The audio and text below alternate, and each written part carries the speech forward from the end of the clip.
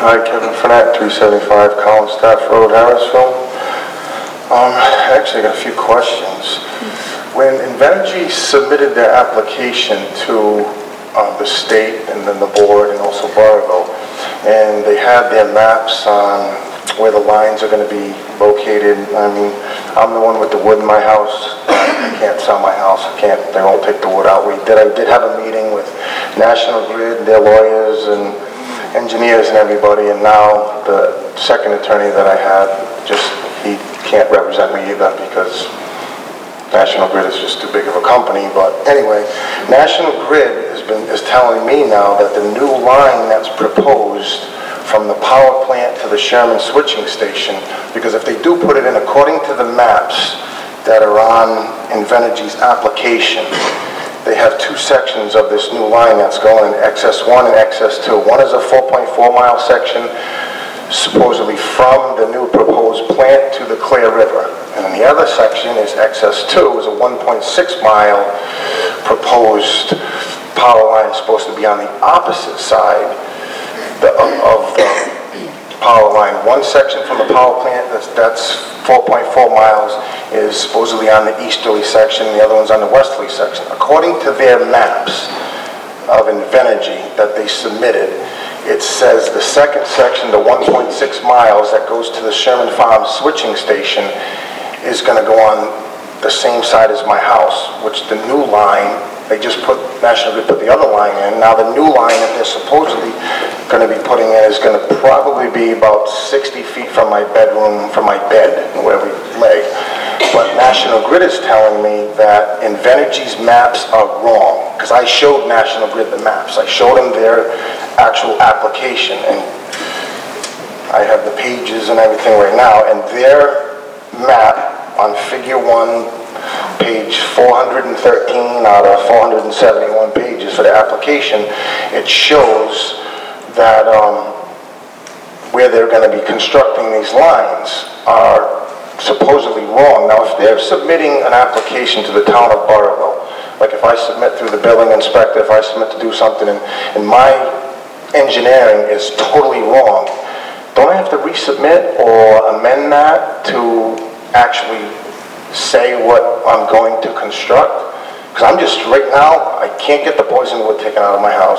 National Grid we've had meetings and meetings and meetings, and now that I'm in limbo again, I can't get a phone call back. So they're supposedly supposed to be taking this wood out, but now dealing with this huge company, the $70 billion company and the 70 cents company of Kevin Frenette, I'm not getting anywhere. I'm trying to. But now this new company, Invenergy, if they're putting this line in and it's going to go according to their maps, and also they have the magnetic fields, according to their maps, if you look at it, it shows that the magnetic fields are going to quadruple.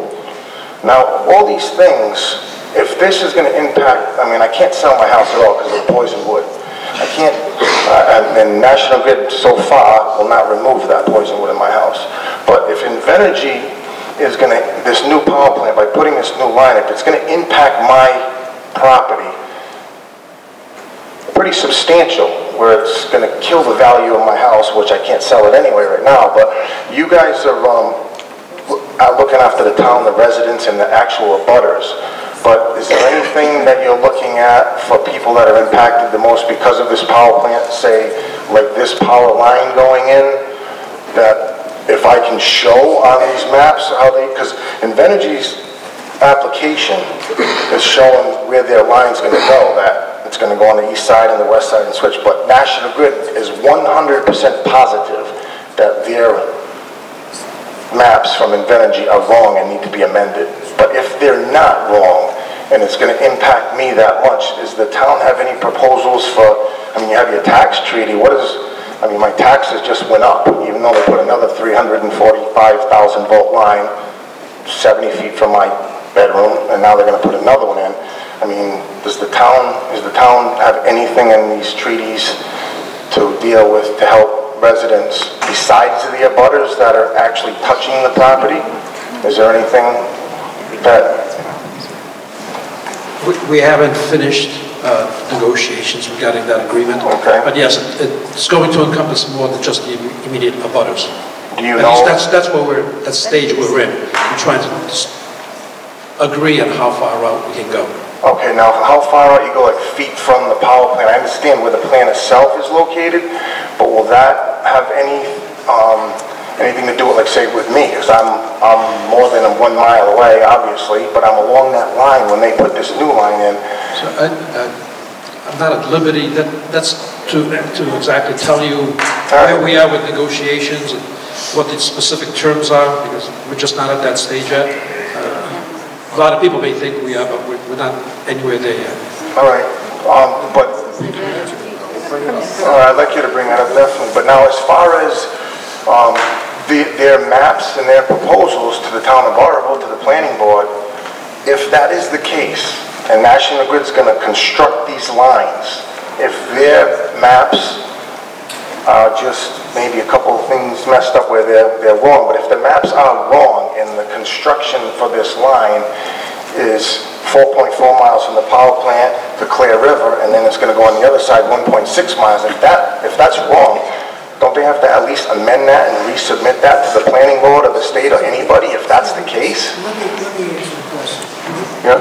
This isn't part of the project that the planning board is evaluating. That's a FERC project similar to what they just did with the power lines. Yep. So there's going to be a separate FERC process. That's where that argument needs to be made. Not that we can't represent your interests, Yep. but there's a different process to build that high tension wire line. Right. Yeah, but that's part of the application. Right. He's right It's what not he's part of saying. what the council, with the planning board is dealing with. It's a FERC process. But he is right what he's saying because Yeah, we can they're putting this on. It's I said we can look at the maps and try to see whether what's there is right or not. I can certainly go find out whether what they've done is correct. Okay. But what I'm saying is that the process that we're talking about tonight before the planning board, this is a separate, the high tension wire they're going to put in, the line they're going to put in, is a FERC process, which hasn't really started, I know of yet. If they do, they will notify the town, and we will notify everybody else who's affected by it. Okay, but the actual application they put in to do this, if that does change, they're going to have to amend that if that's not the case. I agree with you. So if you want to give me what you have, I'll take a look at it and see whether or not I can clarify it for you. Okay, and also this whole process about this tax treaty is, I mean, I'm trying to understand everything. I don't know the details like you guys do. Obviously, you know a lot more than I do. But you're trying to make a deal to get the best interest of the town for the taxes, so you don't have to fight year after year about the value and the taxes and all that. Now, what about my property? The value of my property, putting another 345,000 volt line, now they're going to put a third one in, is my taxes went up. Well, that's actually a National Grid project, even though Okay. Energy would pay for it. That's what I understand it to be. National Grid's going to build it. So that is where we have to have that argument, as far as I'm concerned. Not that we can't raise it in our discussions, Yeah. but it's hard to know who's affected by this and where, so it's difficult to say that you may or may not be included, or someone else is 3 miles away or 5 miles away who thinks they have a hardship would be included in the property value agreement.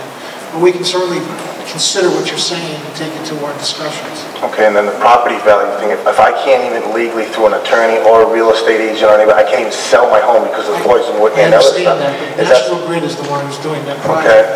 That's what I'm trying to say. Even Right, though for it's part that. of the project, National Grid is the actual people who will be building the line and having the process. Yeah. that you're talking for a about. second. Yeah, my name is Frank Silva, 1478 Wallam Lake Road. The ISO, which is the Independent Service Operators for the grid system, they're requiring the power plant to extend the power line to the Sherman Street station. So it's the power plant. It's basically an extension of the power plant, which makes everybody a butter going down that right away. And that's what he's referring to, and the maps are wrong. I understand it. What I'm saying is that the process to approve that line is not this process. It's a different process. Right, I know it falls under the FERC, but it's still, it's an extension of the power plant. That's what I want to get across. So when you're negotiating with the power plant for the tax treaty, there are several abutters to that right of way. They're going to be affected by that big high-tension line that's going to be up to 1,000 megawatts of energy coming out of the plant. Okay, I hear you. Okay? I understand. All right.